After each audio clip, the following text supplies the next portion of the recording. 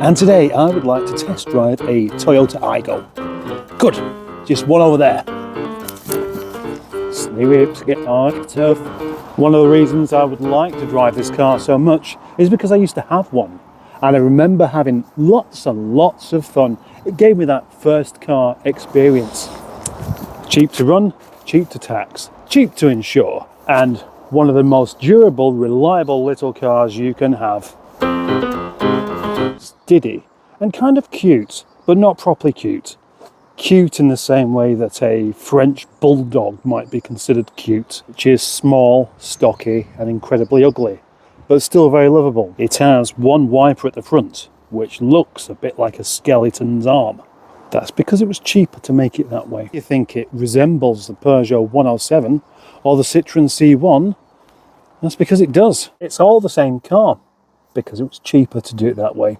Like these rear lamps, they do remind me of a lady's bottom. The tailgate isn't so much a tailgate, it's just a lifting piece of glass. I'd imagine if you drop that down with any real force, you are risking breaking it.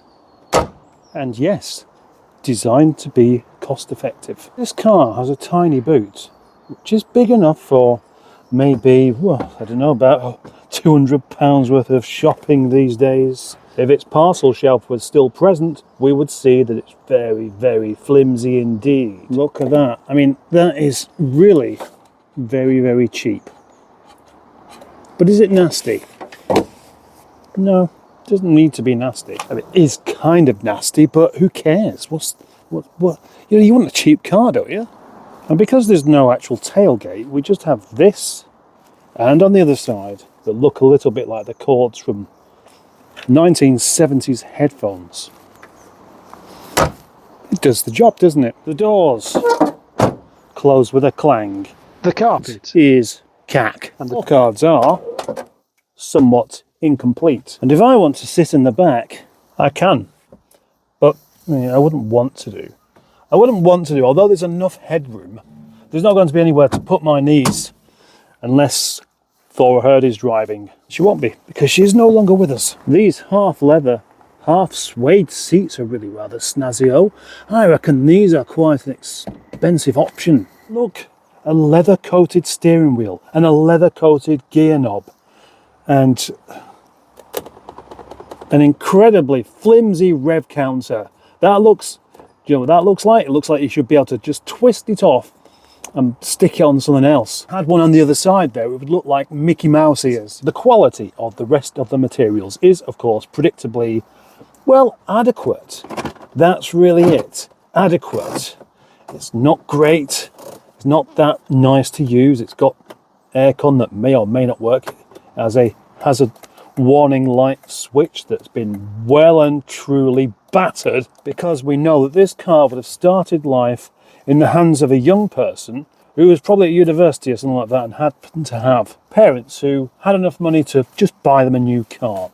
And then, of course, once it's 10 years old, it ends up in the hands of somebody delivering takeaways. And that switch is the most important switch that has ever been invented on a car of somebody that can't be bothered to walk a few feet. The cost-saving measure is, look, it has electric windows, but it only has one switch there, and then one switch for the passenger side. Well, I mean, you can reach it. Look, it's just there.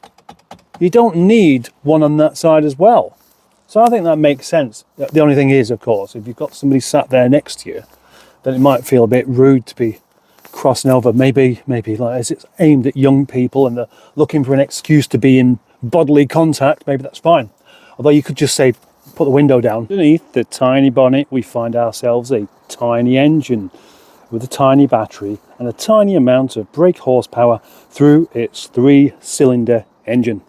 It is definitely the kind of car favoured by people because they know Toyota's reliability.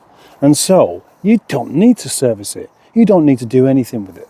If you can understand how the petrol gauge works, you're fine. That's it. Just get in it, drive it. When the MOT runs out, and you only found that out because you got pulled over, then you take it for its MOT and hope it passes.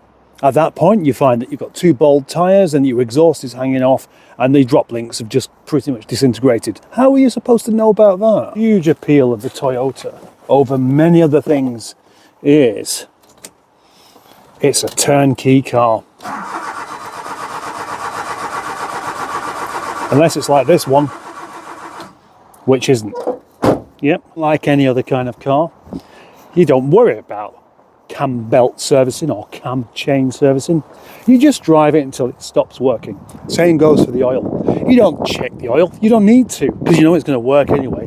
It could run dry. It could run on sand and it would still be fine. A car like this could be a really, really good car, or at the same age, a terrible car. It rather depends on who owns it, because of course a car like this also appeals to the retired type, who will look after it and who will just take it for its servicing and who will do everything it needs. And if you do that, yeah, then it's never really going to go wrong at all. But in reality, you need more than just faith in a car never going wrong. You do actually need to do some amount of bonnet lifting just to check, just have a look. This one, for example, didn't have any oil in it. The car is ready to go.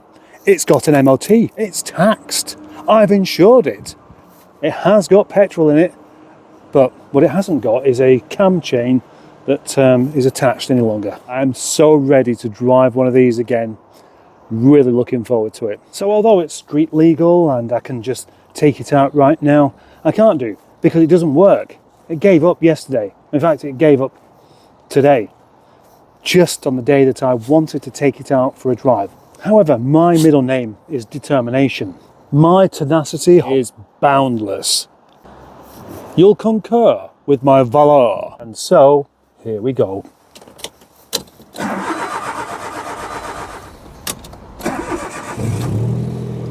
Oh, what?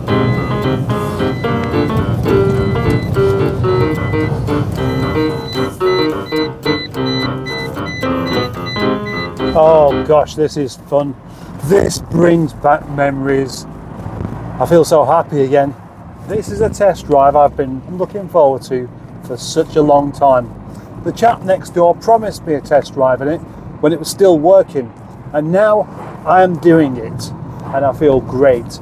Obviously the car's gained about 4 foot and something like another 100 brake horsepower, but I can still imagine, and that is something that you can't do without. The power of imagination, more potent than the reality. Listen to that 3-cylinder motor sing. It's like a sewing machine. It's like a straight 6 Jaguar, but much, much smaller with half the amount going on. But still you get a lot of the sound. And the turning circle is so tight that you can just maneuver it in such a special way.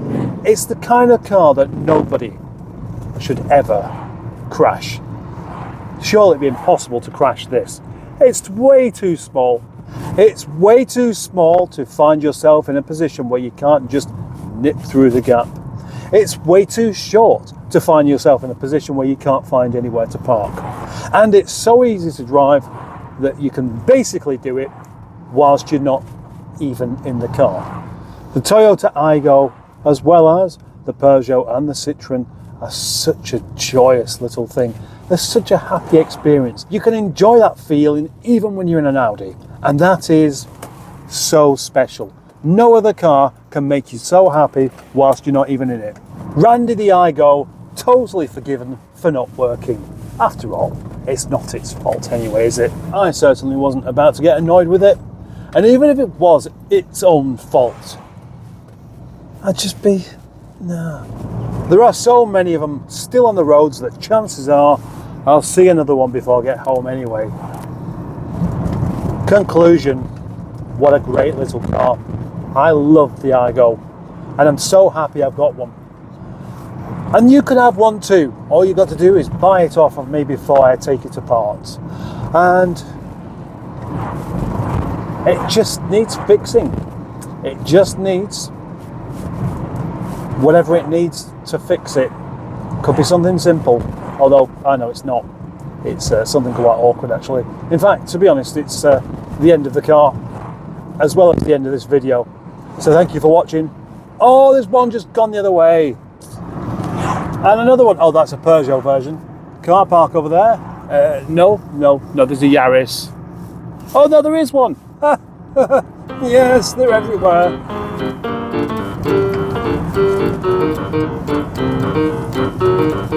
Look at that for a turning circle. That's fantastic.